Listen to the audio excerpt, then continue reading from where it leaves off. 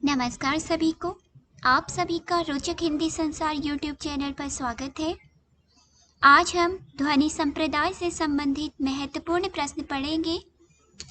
इससे पूर्व वीडियो में हमने वक्रोक्ति संप्रदाय से संबंधित महत्वपूर्ण प्रश्न पढ़ लिए थे।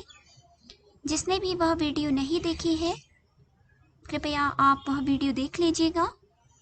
तो चलिए आज हम पढ़ते हैं ध्वनि संप्रदाय से संबंधित महत्वपूर्ण प्रश्न। पहला प्रश्न है, ध्वनि संप्रदाय के प्रवर्तक आचार्य कौन है? ऑप्शन है कल्हड़, विल्हड़, कुंतक, आनंदवर्धन।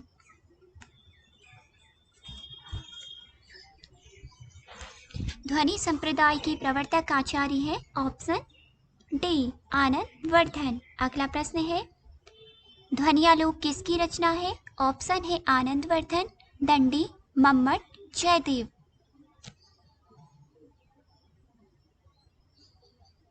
ध्वनियालोक ध्वनि संप्रदाय की प्रवर्तक आचार्य आनंदवर्धन की रचना है ऑप्शन ए।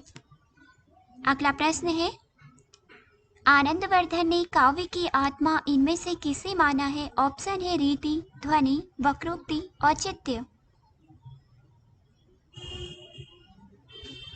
आनंदवर्धन जो कि ध्वनि संप्रदाय के प्रवर्तक हैं, उन्होंने ध्वनि को ही काव्य की आत्मा माना है। ऑप्शन बी ध्वनि। अगला प्रश्न है, ध्वनियालोक के टीकाकार हैं? ऑप्शन है क्षेमेंद्र, आनंदवर्धन, अभिनवगुप्त, कुंतक। जैसा कि हम पढ़ चुके हैं कि ध्वनियालोक के रचनाकार है आनंदवर्धन। यहाँ पे पूछा गया है ध्वनियालोक के टीकाकार, तो हमें बताना है कि ध्वनियालोक के टीकाकार कौन है।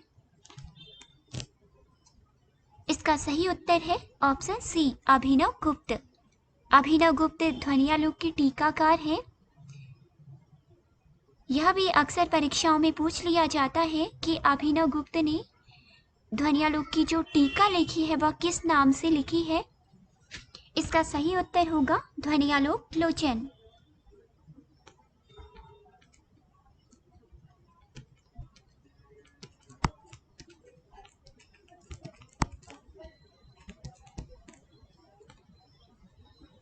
अभिनवगुप्त ने ध्वनियालोक लोचन नाम से ध्वनियालोक की टीका लिखी थी। अगला प्रश्न देखेंगे, ध्वनि का अंतर्भाव लक्षणा में किसने माना है? ऑप्शन है धनंजय, प्रतिहारेंदुराज, महीम भट्ट, मुकुल भट्ट।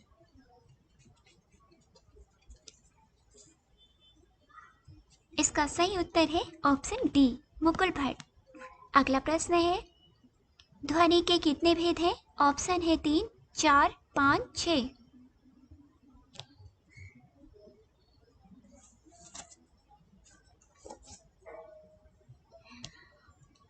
आनंदवर्धन ने ध्वनि के 3 भेद बताए हैं। Option A.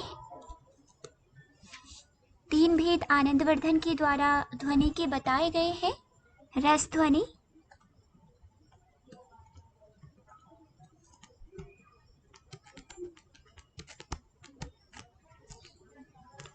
अलंकार ध्वनि,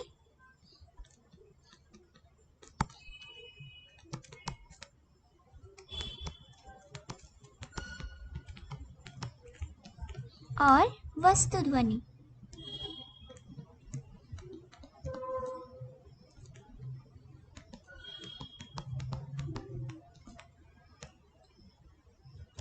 इनमें से रस ध्वनि को ध्वनि संप्रदाय में सर्वाधिक महत्वपूर्ण माना जाता है। रस ध्वनि का महत्वपूर्ण स्थान है ध्वनि संप्रदाय में। और अलंकार संप्रदाय में व्यंग्यार्थ की प्रतीति अलंकार पर आधारित होती है, और वस्तु ध्वनि में जो कथ्य होता है व्यंग्य रूप में होता है, और वाच्यार्थ के माध्यम से व्यंग्यार्थ का बोध होता है। अगला प्रश्न देखेंगे, आचार्य मम्मट ने उच्च कोटि का काव्य किसे माना है? ऑप्शन है गुणीभूत व्यंग्य काव्य को, ध्वनि काव्य को, चित्र काव्य को, उपर्युक्त में से कोई नहीं। यह आनंदवर्धन के द्वारा बताए गए काव्य के भेद हैं। तो पूछा गया है कि आचार्य मम्मट ने इनमें से उच्च कोटि का काव्य किसे माना है?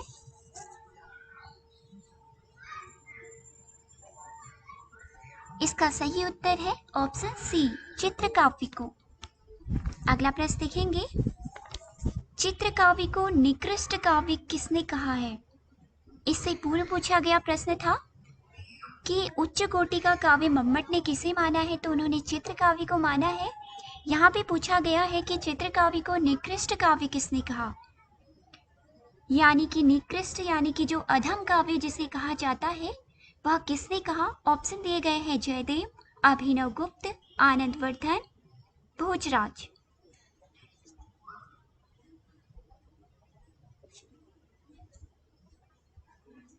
इसका सही उत्तर है ऑप्शन सी, आनंदवर्धन। आनंदवर्धन ने ही काव्य के 3 भेद बताए थे, ध्वनि काव्य, गुणीभूत व्यंग्य काव्य और चित्र काव्य, और उन्होंने इसमें चित्र काव्य को अधम काव्य कहा है, अर्थात जो निकृष्ट कोटि का होता है।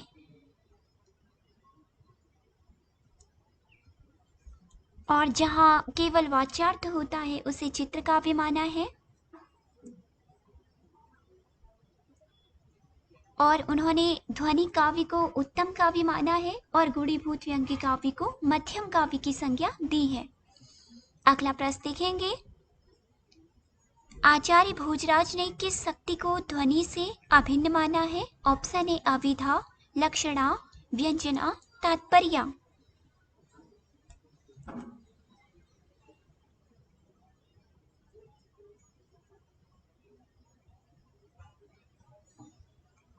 काव्य शास्त्र में 3 शब्द शक्तियां होती हैं, अभिधा, लक्षणा और व्यंजना। तो यहाँ पे सही उत्तर हो जाएगा कि भोजराज ने जिस शक्ति को ध्वनि से अभिन्न माना है वह है तात्पर्य, ऑप्शन डी। अगला प्रश्न है, ध्वनि सिद्धांत का समर्थक आचार्य इनमें से कौन है? ऑप्शन है पंडित राज जगन्नाथ, कुंतक, महिभट्ट, क्षेमेंद्र।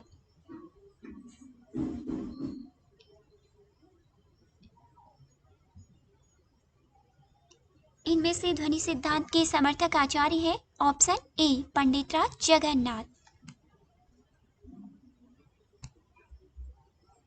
अगला प्रश्न है, ध्वनि सिद्धांत का प्रबल विरोधी आचार्य इनमें से कौन है? ऑप्शन है अभिनव गुप्त, प्रतिहारेंदुराज, मम्मट, विद्याधर।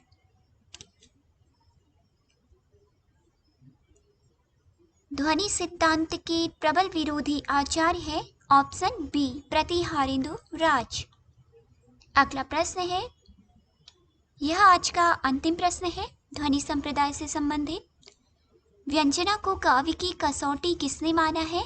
ऑप्शन है रामचंद्र शुक्ल, डॉक्टर नगेंद्र, डॉक्टर भोलानाथ व्यास, सुमित्रानंदन पंत।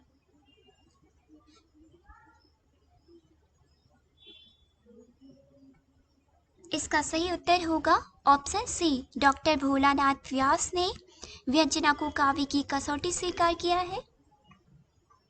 और आनंदवर्धन ने ध्वनि का जो आधारभूत तत्व माना है वह व्यंजना को ही माना है।